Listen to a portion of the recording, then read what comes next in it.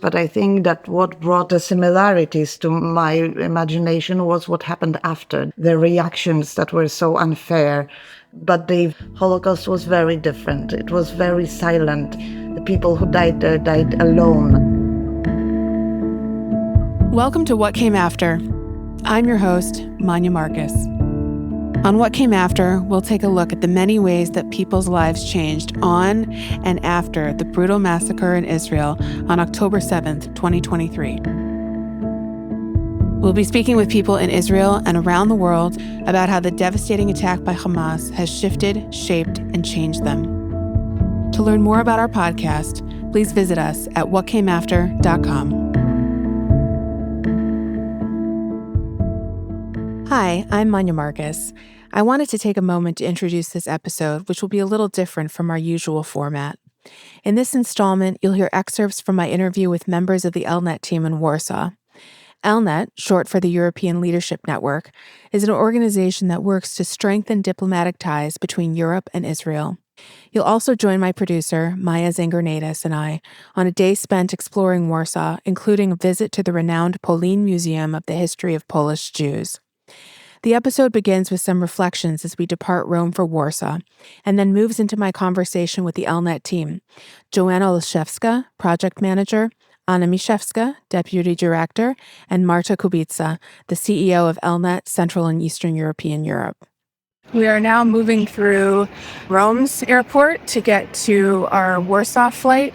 Warsaw is the last stop. It's been quite an adventure. And Maya and I are both grateful to have been able to do this, and also very much looking forward to going to our respective homes. So we're sitting here. We're in the ELNET office in Warsaw. Okay, Anna, I was told that I would be interested in your backstory. So who are you? Where are you from? And how did you get to ELNET? My name is Anna Miszewska. I'm from Warsaw, Poland, born and bred. I am Polish. So you're Polish, you're not Jewish? I am not Jewish. I was invited by Marta to join ELNET 4 years ago, and I'm very, very happy that Marta decided to call me. My mother is very much involved in Polish-Jewish and Polish-Israeli relations since the fall of communism in Poland. And when I was 14 years old, she decided that it's a great thing for me to accompany her to Auschwitz, where she had a meeting. And she just left me in Birkenau and say, take a look around. Okay. It is a life-changing experience, I have to say. And you were just on your own at 14 looking around? Yes. So that was my first big meeting with Jewish history in Poland. And later on, my mother took a post of ambassador of Poland to Israel. And I was too old to go with her to Tel Aviv, but I was spending there every vacation I could. And I wrote my master's on Israel. While writing my master's, I got involved with Auschwitz-Birkenau Foundation, where I worked for 10 years, and for the last 3.5 as a director general of the foundation. And then I decided that it's time for me to change the environment a little bit. As you can imagine, it is a little overwhelming. And I worked for Association of the Jewish Historical Institute of Poland for a while. It's a really amazing institution, and I highly recommend you meeting the people that work there. Very interesting organization led by Jewish people, but most of the people who work there are Polish and very professional, devoted. I highly recommend you meeting them. Before diving back into the conversation, I wanted to share some reflections during our visit to the Polin Museum.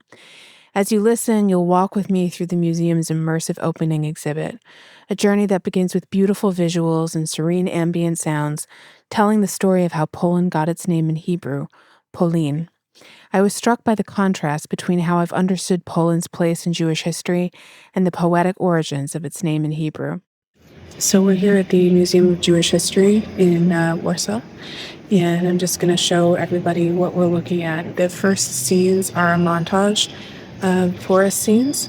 Apparently there was a rabbi, I don't know when, who had a dream that after all the suffering in the world, he woke up in a forest in Poland, and God said, "Ho Lanua," something that means you can rest here. And so the Hebrew word for Poland comes from the concept of you can rest here, you can be safe here, which of course is a little ironic. In the next few clips, you'll hear me reading some of the inscriptions that greet visitors at the museum's entrance, including a powerful quote from Nobel laureate Shmuel Yosef Agnon. Then you'll hear the sounds of the forest that open the museum experience, a quiet, haunting invitation into centuries of Jewish life in Poland. And this means that we shall rest here until we are all gathered into the land of Israel. Agnon. When Israel saw how its sufferings were constantly renewed, how evil authorities followed expulsion with expulsion, our fathers told us how the exiles of Israel came to the land of Spain.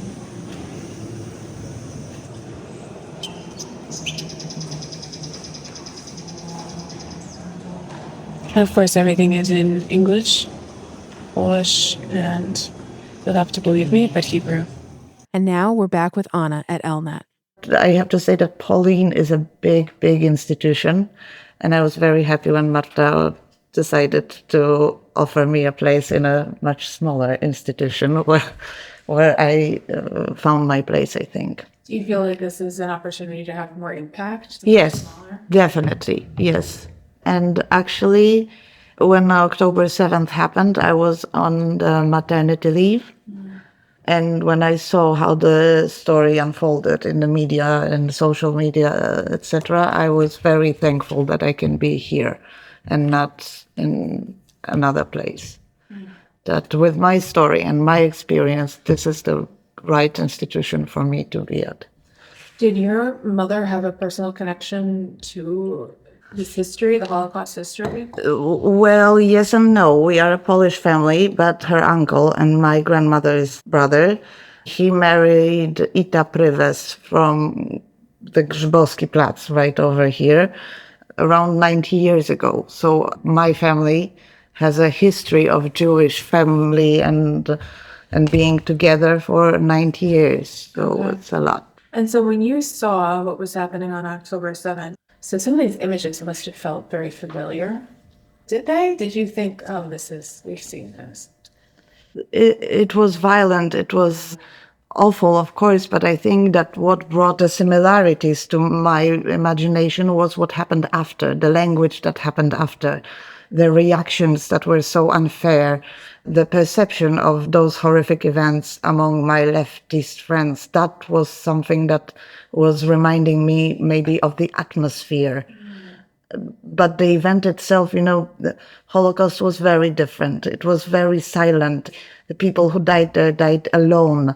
Nobody was televising it. No one had a GoPro. There was no army that was alarmed and was trying to help the people and fight for the people.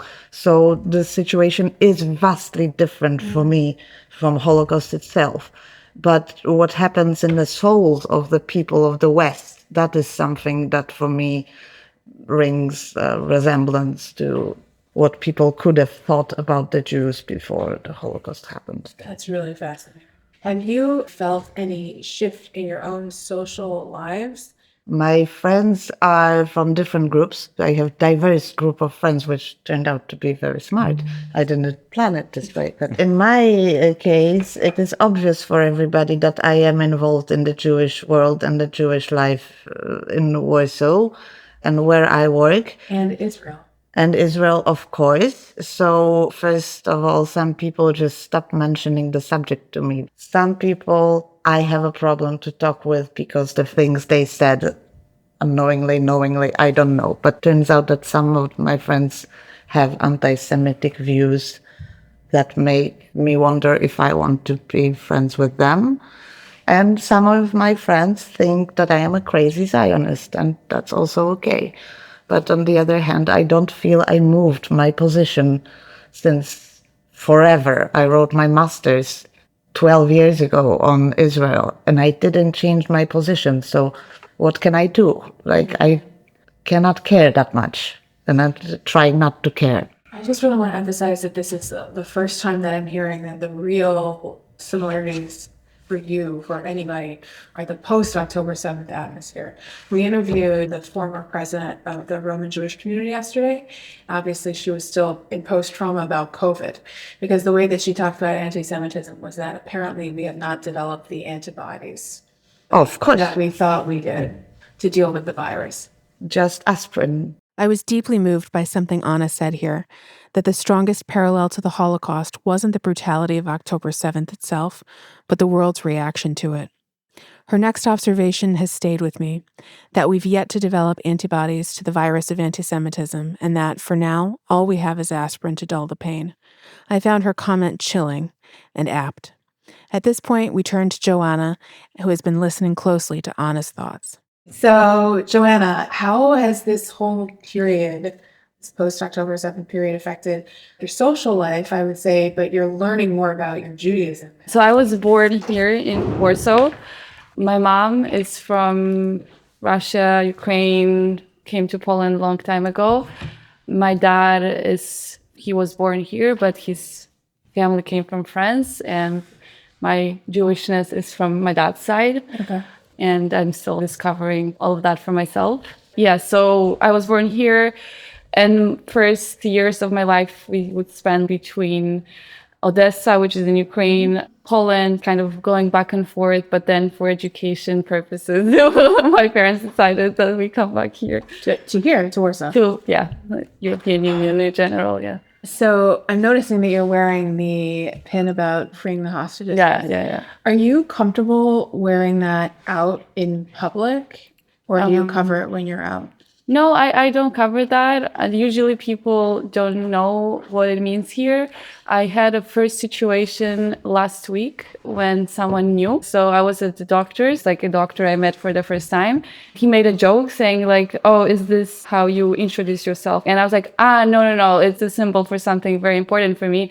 And he looked at me and he said like, oh, I know what it is. And then I was like a little bit, okay. And then he's like, don't worry, I have family in Israel. I was like, okay. So in general, like this period has been very, very difficult on many levels. I have family living in Israel, in Beersheba, and obviously we were terrified when everything happened. I also lost a long life friend on Nova Festival that we only learned 3 days after because her body was recognized. So there's obviously a lot of emotions around that. I lived in Israel before, and I have a lot of friends there. It feels like home. So that was a big hit, but I guess for all of us. I did not want to just close myself off and be sad about what happened. So I immediately started reaching out to my friends who are there, or just also friends who left Israel or are in US, because we wanted to do something. We started, gathering money to send for soldiers, etc., etc. And then actually we encountered a lot of hate for that. A lot of people started reaching out to me saying, all the obvious stuff of how I support genocide. And for the record, that was in the first 2 weeks that we're talking about. That's an important thing to say. Exactly. It's before they went in. Funny enough, a lot of people from the West with whom I actually studied in Israel in an international degree, they started reaching out to me saying all these terrible things and how bad of a person I am. And this is Palestine, whatnot. And I'm like, yeah, so you got your degree in Palestine, I hear, right? While we were at the same university. And I think you still have that Israeli visa in your passport. But, these are just details. So definitely this was difficult and still is difficult. But it did change a lot for me because I turned more into looking at my heritage, into what Judaism means to me, discovering new things for myself, and just feeling closer with our people in general. So yeah, that was definitely a turning point. But I know it was a turning point for a lot of my friends as well, who some were there, they know they have Jewish roots, or some of them would not even really identify themselves as Jewish. But this changed everything. Does it make you want to move closer religiously to Judaism? Yeah, absolutely. Yeah. Okay. And it hasn't changed your faith in the opposite direction? I would say that still the situation being so horrible also gave, in a way, some strength. and seeing how resilient people of Israel are, and just diaspora around the world, how it also united us. I feel like this is also a powerful message. I'm thinking about like all the struggle that we're going through now as people around the world. And it obviously, I don't see it ending soon. And I'm talking also about anti-Semitism and how it skyrocketed now. But redemption is a process. If we can be united in that process, we'll get there. Is your father living? Yeah. What does he say to you? What does he think about this as a Jew here? Well, he was never religious or anything like that. He is a son of Holocaust survivors. So for him, the only thing he told me, he said that he's not surprised that this happened, and let's wait and see what's going to happen in Poland after October 7th, because he said anti-Semitism was never dead. It was just like put under the rug and not talked about, basically. So was he saying, let's see what happens, and if we need to leave? Was that his? I don't know if he said that, meaning that we would need to leave. I don't think he will leave, but he said this is not a place for you. So I think in 2015, there were all these terror attacks in Belgium and France. And there was a Belgian rabbi who famously said, there is no future for Jews in Europe. He then took it back.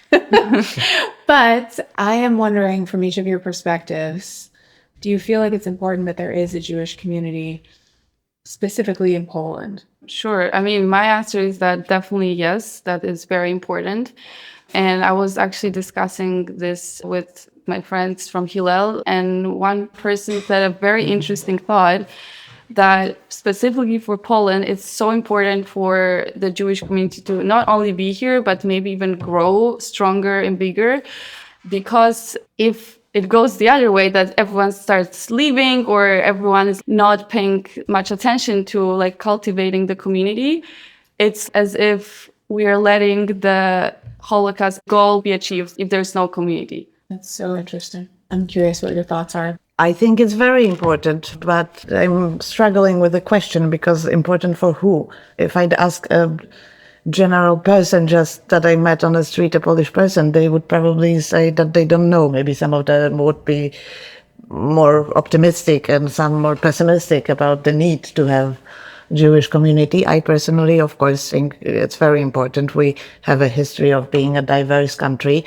The Second World War changed our society immensely into an unnatural, very homogenic state. And I think it is very important for us to have a big and strong Jewish community.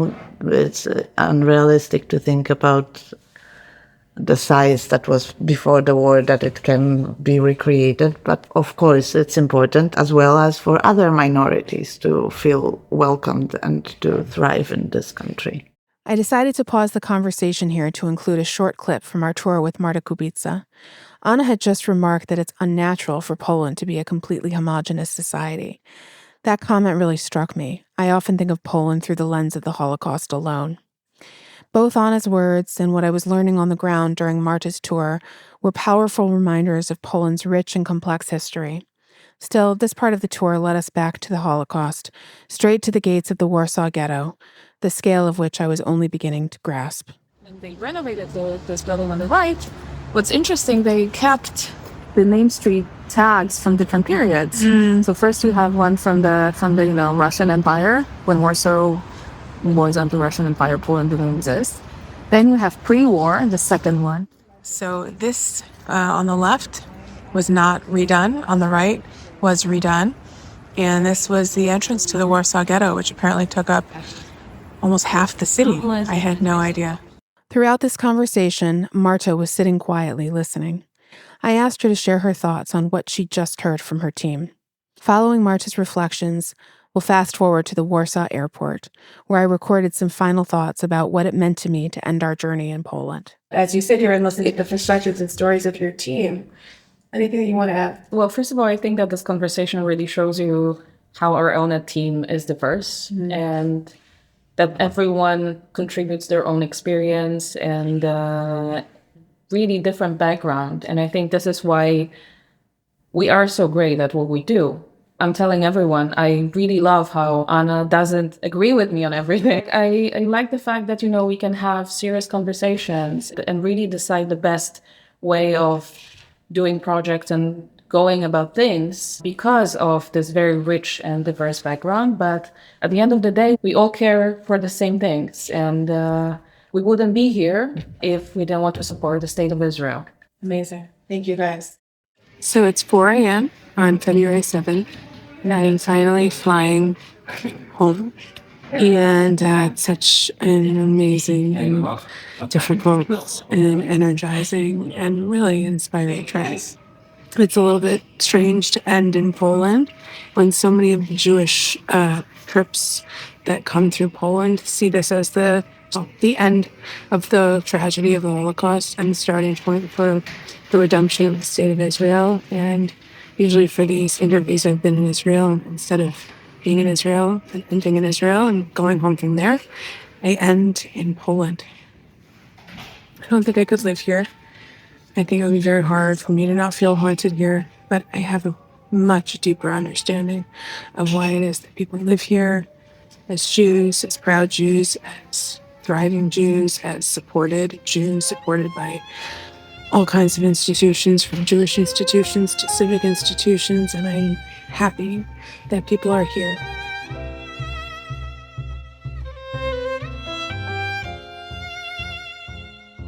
Thanks so much for listening. If you enjoyed this episode, please rate, review, and subscribe to What Came After wherever you get your podcasts. You can also find us online at whatcameafter.com.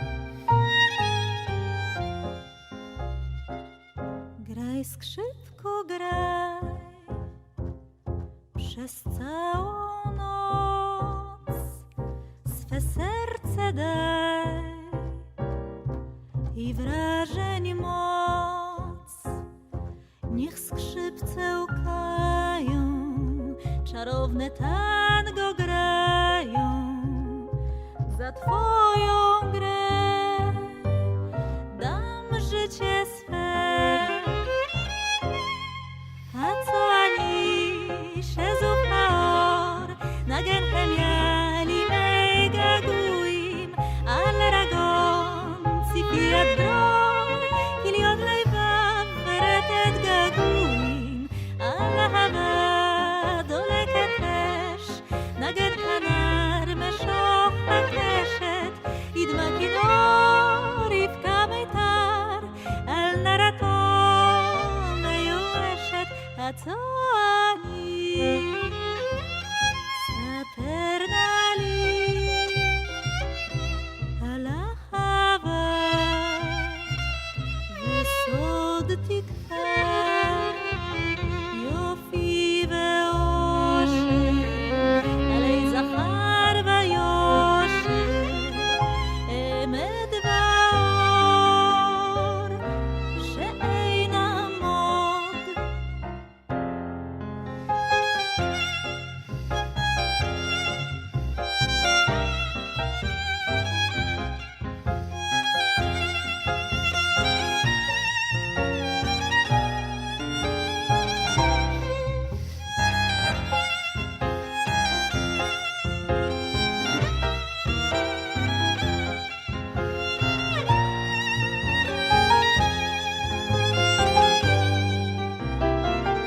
Graj skrzypku, graj przez całą noc, swe serce daj i wrażeń moc. Niech skrzypce łkają, czarowne tango grają, za twoją grę dam życie swe.